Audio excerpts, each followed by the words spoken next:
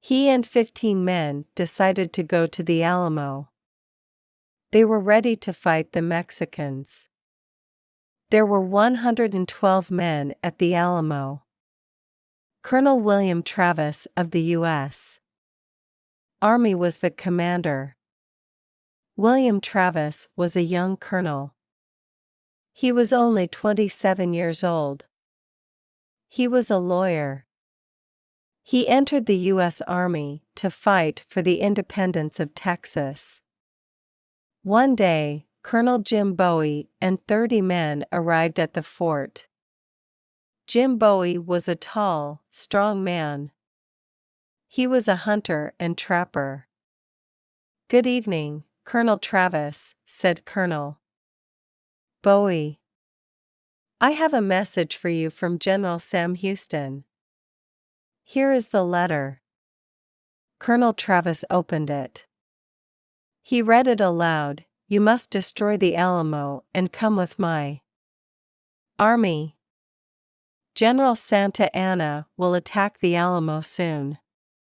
"General Sam Houston, what?" said Colonel Travis. "I don't want to destroy the Alamo.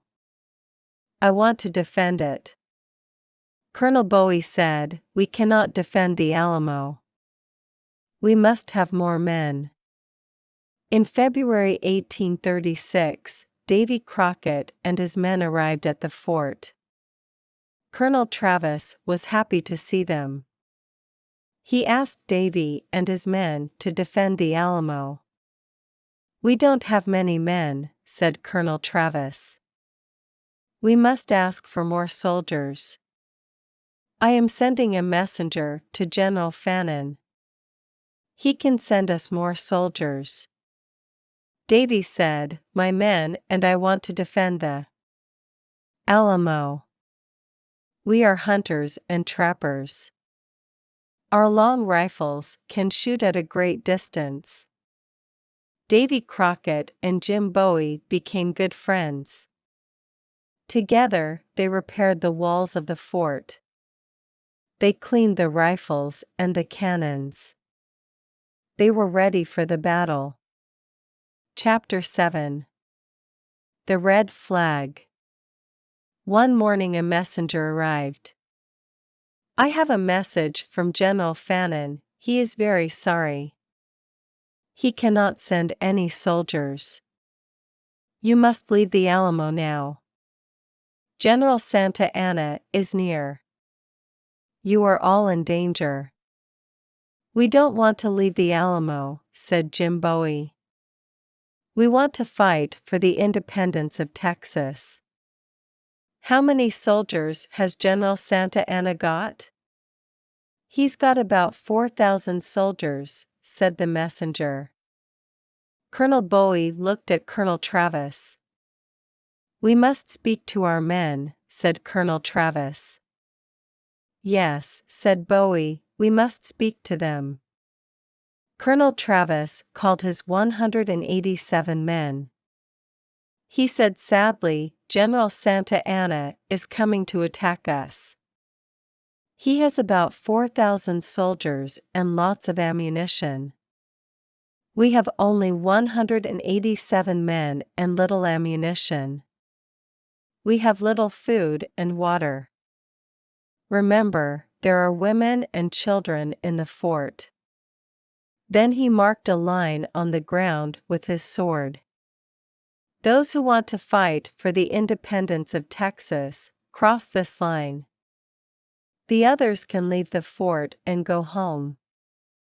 There was a very long silence. Davy thought about his wife and his 5 children. Then he thought about the independence of Texas and the American settlers. He thought about a new American state, Texas. All the men crossed the line. These men wanted to defend the Alamo. These men wanted an independent Texas. On February 23, 1836, General Santa Anna and his army arrived.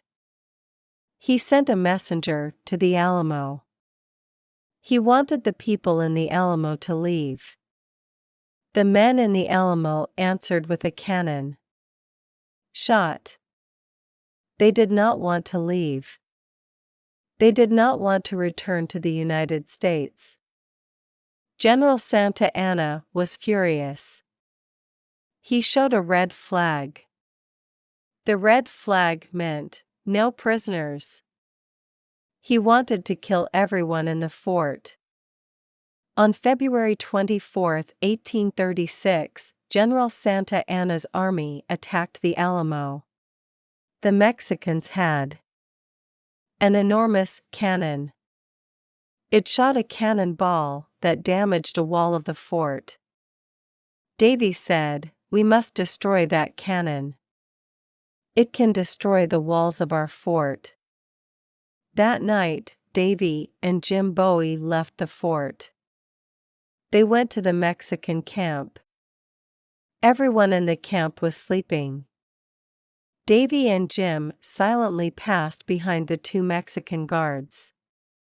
They put mud and stones in the enormous cannon. Then they returned to the Alamo. The next morning, the Mexican army used the cannon. It exploded. The Mexicans were very surprised. Their enormous cannon was destroyed. The men in the Alamo killed many Mexican soldiers.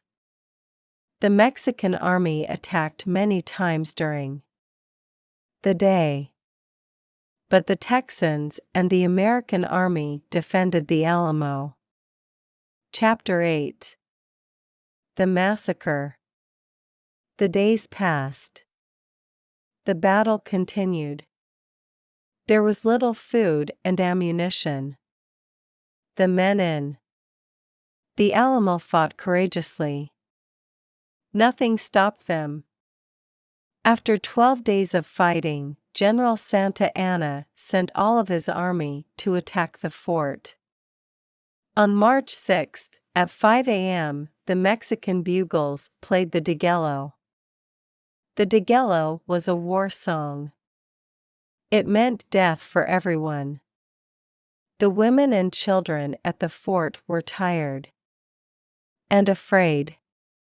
The situation was desperate. The men at the Alamo heard the Degüello. They understood the message. General Santa Anna's army attacked the fort from all sides. It was a terrible battle. Everyone was shooting. Cannonballs were flying. A lot of men were injured. Some men were killed. Davy and the other men defended the fort. They sent back the Mexicans twice. The third time, the Mexicans entered the fort. They killed many people, men, women, and children. It was a massacre. Jim Bowie was a great fighter. He was a strong man and he was never afraid. He fought with his famous Bowie knife. He killed many Mexican soldiers. At the end of the day, 3 Mexican soldiers killed Jim Bowie. Davy and the other men fought until the end. They killed many enemy soldiers. It was a desperate battle. 4 Mexican soldiers killed Davy with a long knife. The tall, courageous trapper fell to the ground. Only 2 women and 2 children were alive after the massacre.